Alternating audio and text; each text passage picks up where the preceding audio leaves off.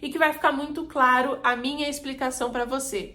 Então a gente vê aí na passagem, o versículo diz exatamente: quando o mendigo morreu, a sua alma foi levada por anjos ao seio de Abraão. E o rico morreu e foi sepultado. O sepultado do rico realmente é a sua alma sendo levada ao lugar de tormentos, ao inferno. Ok, então, a pessoa morreu, imediatamente uma dessas duas coisas vai acontecer. Tá muito claro. O mundo dos mortos, porém, era configurado de uma maneira diferente até a morte de Cristo. Então lembra, Cristo estava contando essa parábola aos seus discípulos, ou seja, ele ainda não tinha morrido, ele ainda não tinha ressuscitado. Então, até aquele presente momento, até a vida de Cristo, antes da sua morte e ressurreição, o mundo dos mortos funcionava dessa forma, que é como eu estou projetando na imagem. Então havia, dentro do mundo dos mortos, um lugar de tormentos, que é para onde o rico foi, e um seio de Abraão, que também ficava no mundo dos mortos, que é para onde Lázaro foi. Ou seja, todas as pessoas que morreram até o ministério de Cristo, ou seja, antes da morte e ressurreição de Cristo, os salvos, os eleitos, iam para o seio de Abraão. Então, o seio de Abraão é um lugar no mundo dos mortos que não é um lugar tenebroso, ou seja, era um lugar tranquilo, era um lugar de paz, era um lugar em que todas as pessoas que seguiam e serviram ao Deus verdadeiro, né, as veterotestamentárias inclusive, que já criam na profecia de que viria o Messias, todos estavam ali. Era um lugar dentro do mundo dos mortos, mas um lugar de paz, enfim, todas essas coisas. Em seguida, tem também o lugar de tormentos. Aí sim, e por que eu tô sempre me referindo a lugar de tormentos e não a inferno, tá? Especificamente. O inferno, como a gente vai ver ainda aqui na parte de escatologia, é um lugar em que oficialmente só vai ser inaugurado depois do reino milenar. Então vai ter o Apocalipse, Cristo vai levar a igreja, depois Cristo volta com a igreja, tem a batalha do Armagedon, enfim, tudo isso acontece. Aí Cristo reina 1000 anos sobre a terra, tudo perfeito. Depois desse 1000 anos, né, Satanás estava preso, será solto, organizará uma nova rebelião. Aí sim, toda a terra será julgada, claro, exceto aqueles que já estavam salvos. E, enfim, todos serão lançados no lago de fogo, enxofre, diabo e os seus demônios. Então, o inferno, oficialmente, é inaugurado só depois de tudo isso, ou seja, lá no final. Por enquanto, as pessoas que não estão salvas, ou seja, né, as pessoas que não escolheram a Cristo, elas estão num lugar de tormentos. Por isso que eu chamo com esse nome, não com o nome de inferno. É igual tá aqui na ilustração. Então, lugar de tormentos. O que fica claro nessa parábola do rico e do Lázaro? Primeiro, a pessoa escolheu em vida onde viveria a eternidade. Isso fica claro porque o rico, no seu desespero, a gente vê que ele faz algumas coisas. Primeiro, ele vai pedir para Abraão, para que Lázaro molhe a ponta do seu dedo numa água e dê para ele, o rico que está lá no lugar de tormentos, para que ele tenha algum refrigério daquela chama incessante. Veja que aqui a gente tem algumas coisas. Primeiro, fica nítido que a pessoa que vai para o lugar de tormentos, ela consegue ver quem estava no seio de Abraão.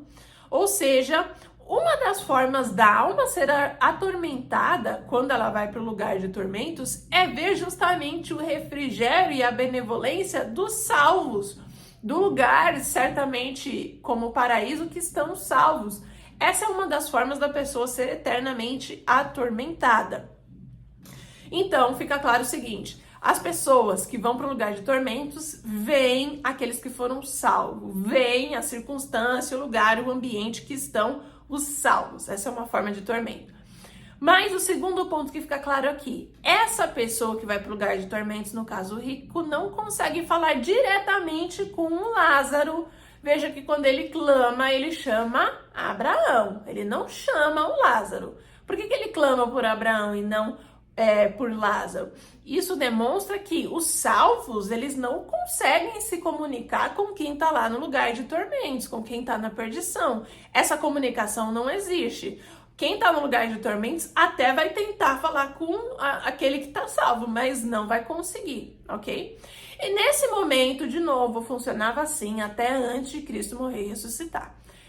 O rico vai pedir então para Abraão, ou seja, que é o líder ali do seio de Abraão, esse ambiente, esse espaço bom que ficava dentro do mundo dos mortos, vai falar: Abraão, por favor, né, pede para Lázaro molhar a ponta do seu dedo na água e me dar para que eu tenha algum refrigério. Ou seja, demonstra o tamanho do tormento que é o lugar de tormentos, ou seja, a perdição eterna é um lugar sofrível.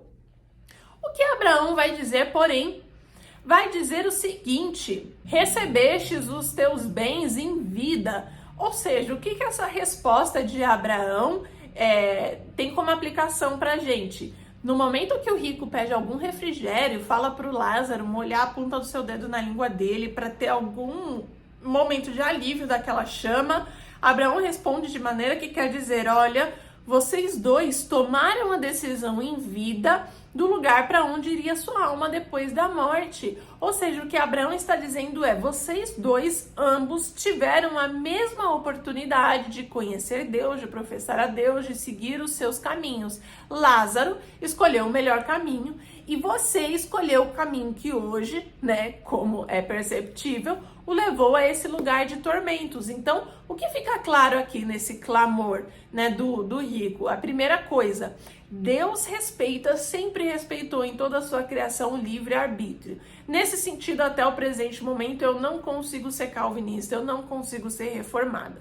Deus, desde a criação de todos os tipos de filhos, seres celestiais, humanidade, os eleitos, no caso de Israel, e os adotivos, no caso da igreja e dos gentios, sempre proporcionou livre-arbítrio. Isso faz parte do amor incondicional de Deus, é a servidão inerente da obra através do seu Criador.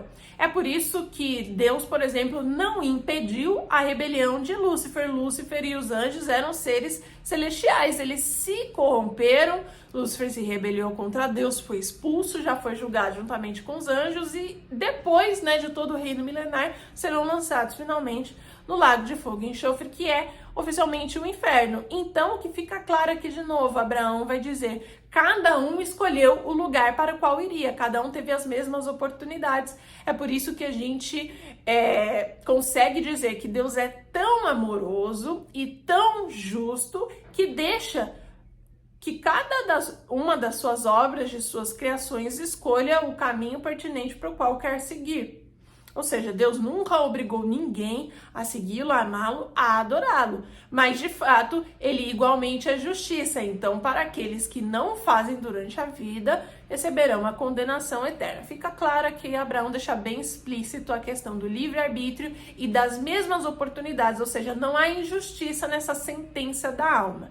Foi totalmente justo. A segunda coisa que nós vamos observar aqui nessa passagem: o rico, depois de fazer esse primeiro clamor a Abraão, faz um segundo. Ele vai falar assim: então, pai Abraão, pelo amor de Deus, manda alguém para avisar os meus irmãos, ou seja, os familiares dele que continuaram em vida, que ainda estão na terra, mande alguém avisá-los que existe esse lugar, pelo amor de Deus, para que eles não venham para cá junto comigo.